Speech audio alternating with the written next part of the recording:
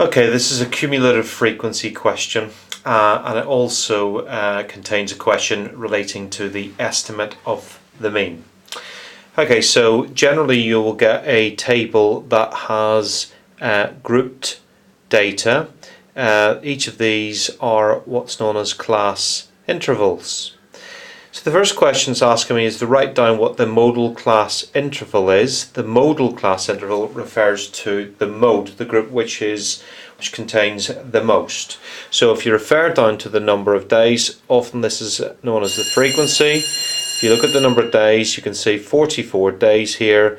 44 is the highest, so this is the modal class interval. So I've just written that group in there. The next question asks us to work out an estimate of the mean midday temperature, and it's asking me to give my answer to three significant figures. Well, this is a standard question where we're going to use the midpoints for each of these different groups. The reason why we use the midpoints is because for these 6 days we don't know the exact temperature. We know it's between 10 and 15. So the best guess that we can give is that we say it's 12.5, halfway inside the group. Just show you something very quickly.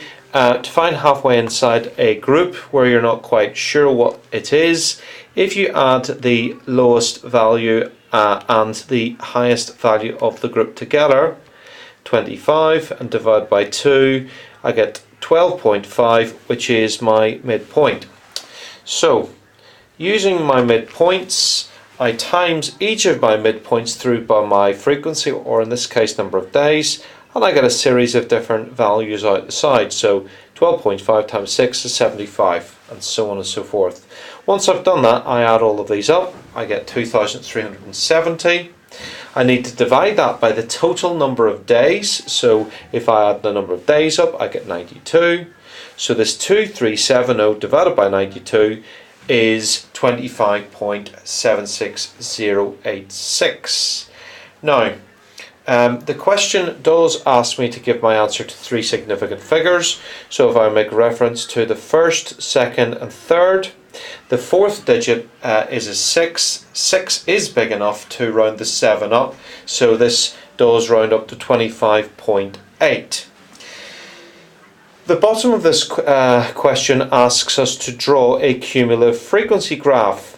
Now, we need to be careful in that what we don't want to do with a cumulative frequency graph is just literally plot the frequency. It is cumulative frequency.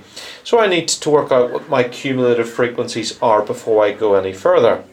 So the cumulative frequencies come from adding together and accumulating the values for the number of days. So 6, for example, comes from here. The 10 comes from adding the 4 onto that. The 34 comes from adding the 24 on, and so on and so forth. If you add all of those up, you get 92, and those two figures are the same. Okay, so where do we plot these points? Well, my cumulative frequency scores get plotted on an S-shaped curve.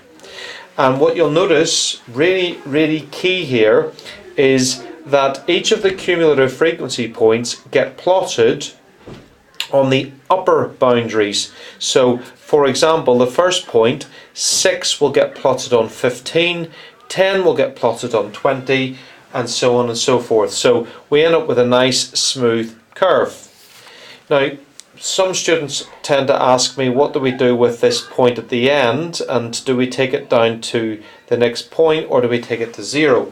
Well, in this case, we're going to take it down to 10 because there is no days below a temperature of 10, so it makes perfect sense to take it down to 10.